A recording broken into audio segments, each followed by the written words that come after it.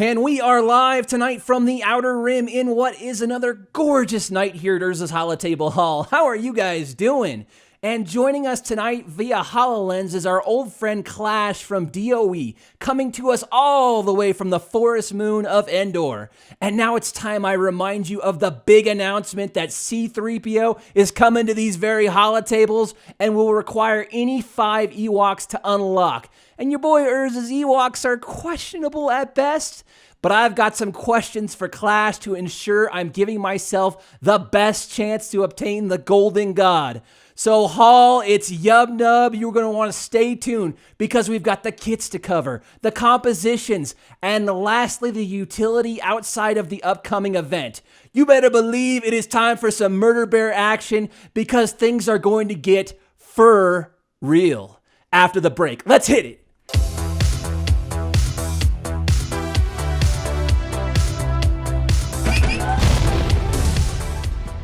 Before we get started here, guys, just a gentle reminder to hit that like and subscribe button or consider showing your support via my Patreon. If you enjoy my content and want to keep the neon lit over at Urza's Holotable Hall, do like and subscribe. With that being said, so Clash, my dude, I want to thank you for joining us in the hall.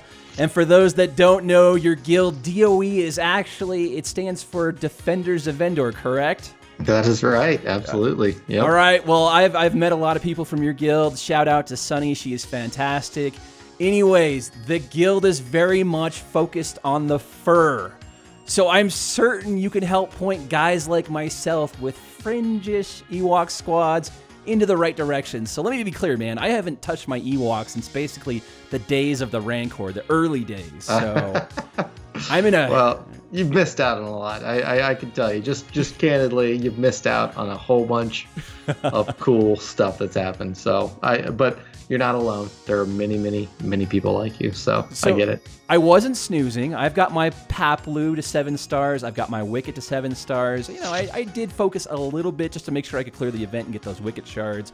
The one I do not have is Logray, and I'm kind of freaking out about it. And I know he was Aunt Beru's sleeper pick on Red Hot and Rising. Mm-hmm. And you know Aunt Beru, she knows her shit, right? Like Blue Milk. She calls it out. It's you might as well just lock it in. It's done. Yeah, that's a lead pipe lock from Aunt Beru there. So, anyways, I've got some questions for you, man. Can you help me out?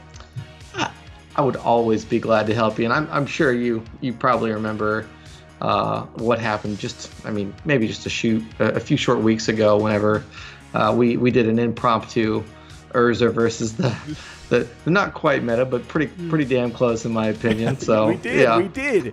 It was low and the droids, and they got their clock cleaned 2 out of 3 times by the Murder Bears. So, Low's still hiding in the corner over there. He's still recovering from that one. He came out on top in the end. So I took it 3 times, but okay. So first question here is, what should people be focusing on in terms of their farming efforts?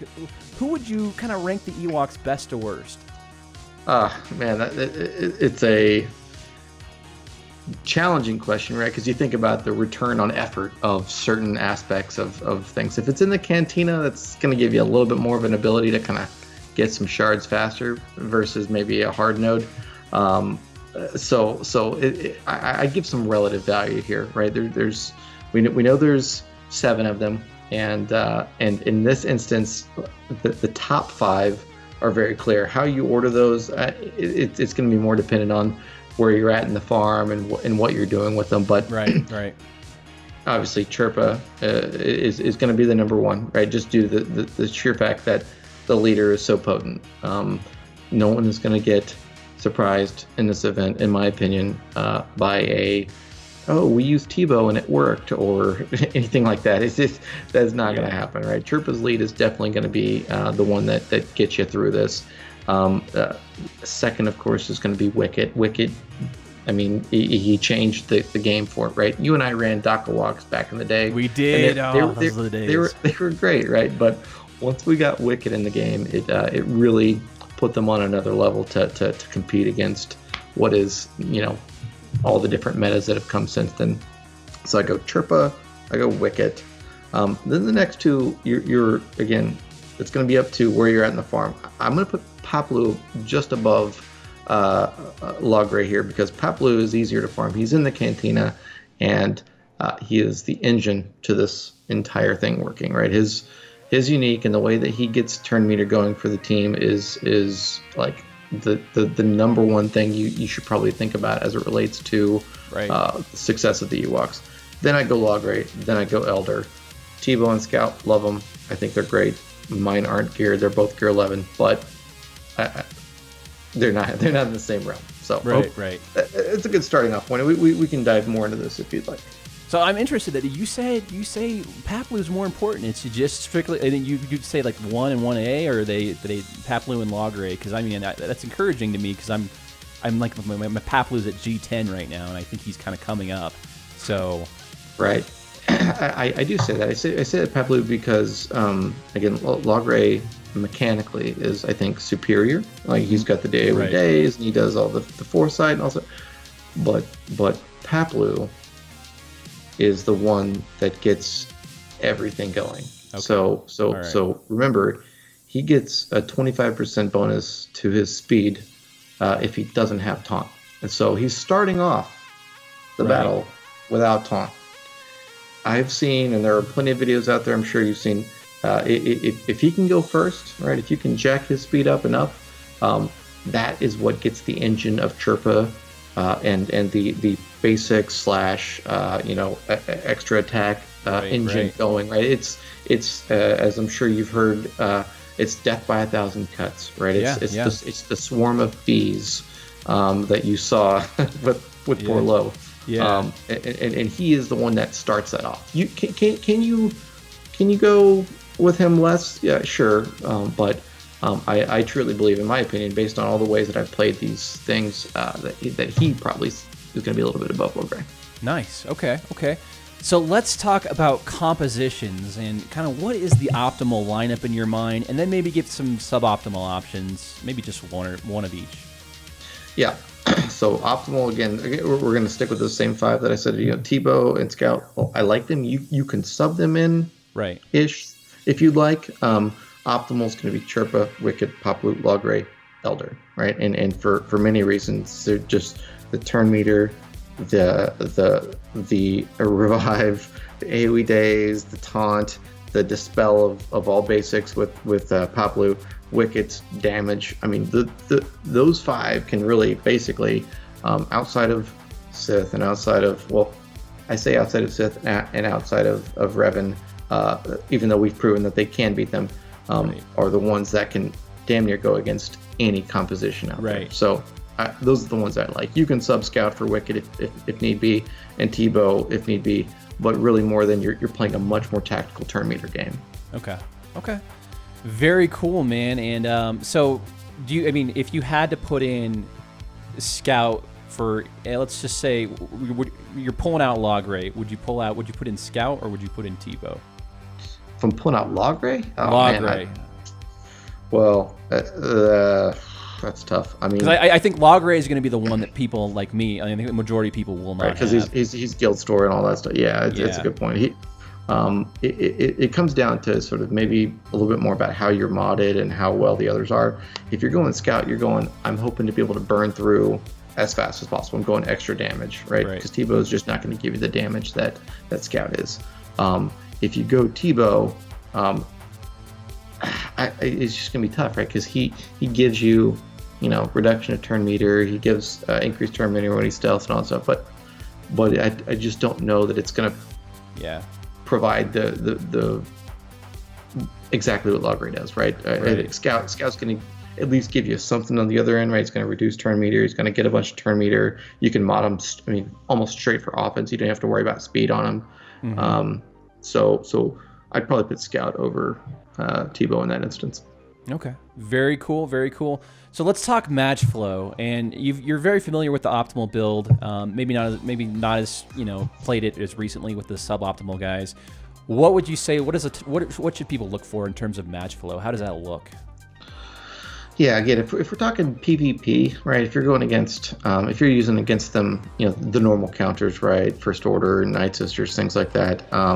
Again, it all starts with Paplu. His his ability to get taunt immediately and start the what again is the engine of Chirpa's lead right. is great, right? So the match flow should go him.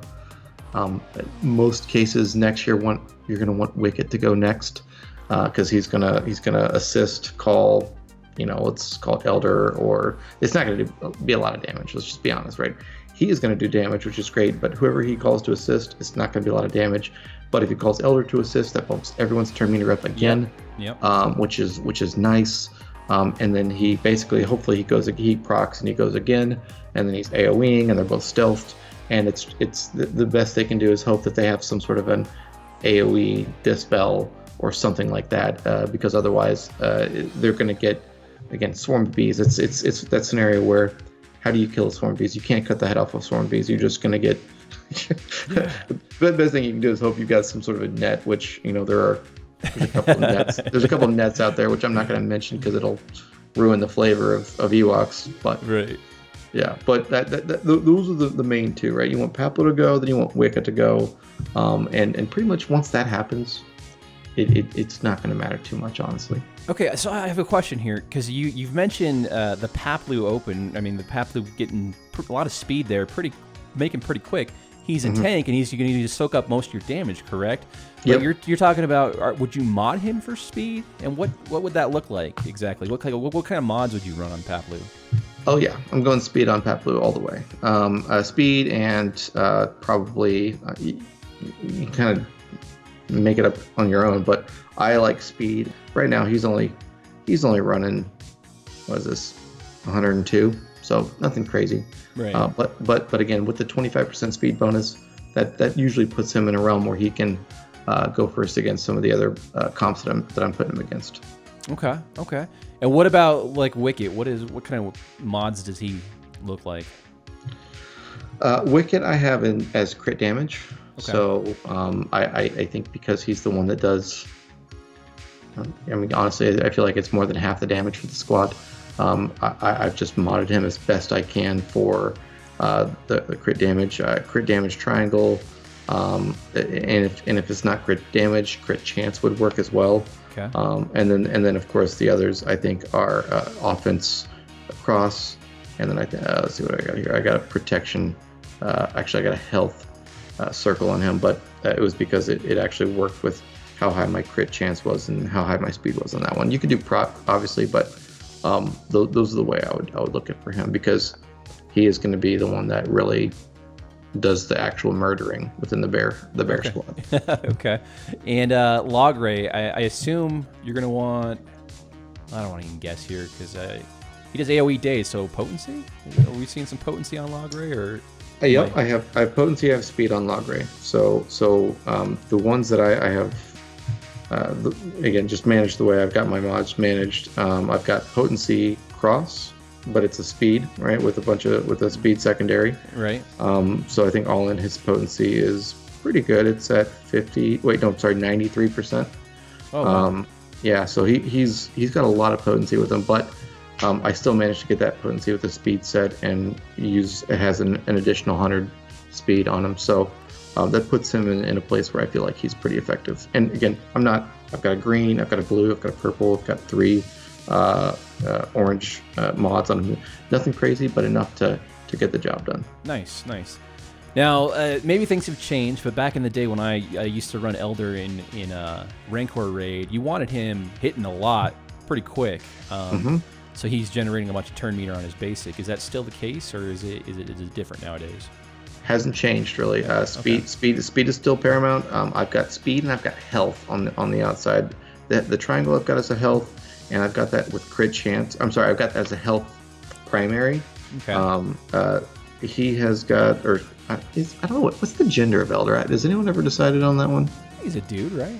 I don't know. I mean, it could be a dude. Could be. I don't know. I don't know. I didn't know there was a lady Ewok or not, but yeah. Same thing. I've got Ewok Elder at 96 speed. Puts it at 218. Oh wow.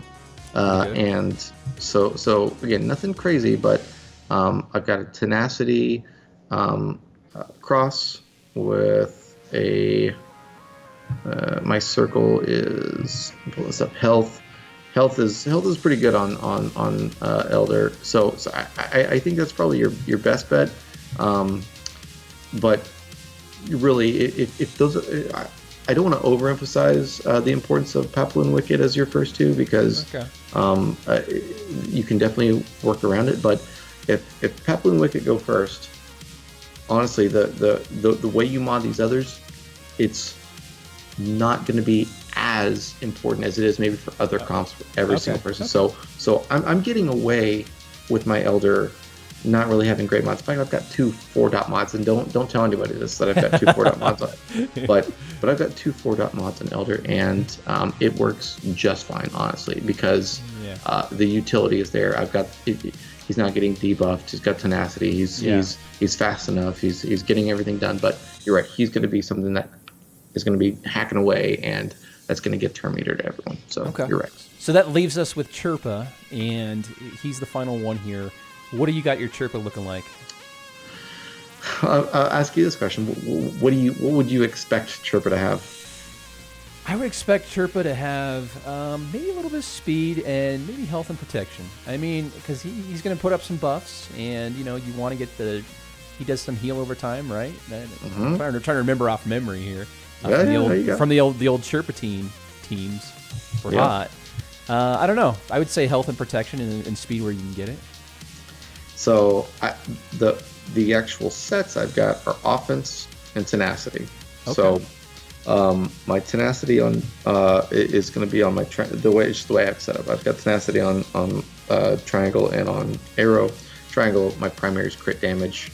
The rest of the other 4 offense, which I've got tenacity on the cross. I've got protection on the circle. And again, I've got a good enough speed. He's only at 193, so it's not crazy. It's 77 speed, but I don't mind that, right? Because where he's at in the turn order, again, they've already had to deal with the taunt. They've already had to deal with Wicket. If those basics have gotten boosted his where he's at, the main thing is he's all of a sudden called everyone to assist, and now everyone has speed up, and everyone's just basically it's paper cuts until you're bleeding way faster than you want. So nothing crazy, but he has max damage, especially if I see someone that's at that could I kill them or could I not kill them? Right. Sometimes I'll use Wicket to call Chirpa, and that usually will seal the deal. He does enough damage to where he can make up. That's a good tip. Okay. All right. Well, cool, man. Well, thanks for going over the mods. And the last thing I think we want to touch on tonight was utility kind of outside of this event that's coming up with for C-3PO. Sure. Who are they strong against? Because, we've got Grand Arena now. We've got Territory Wars. And who should the Bears kind of avoid?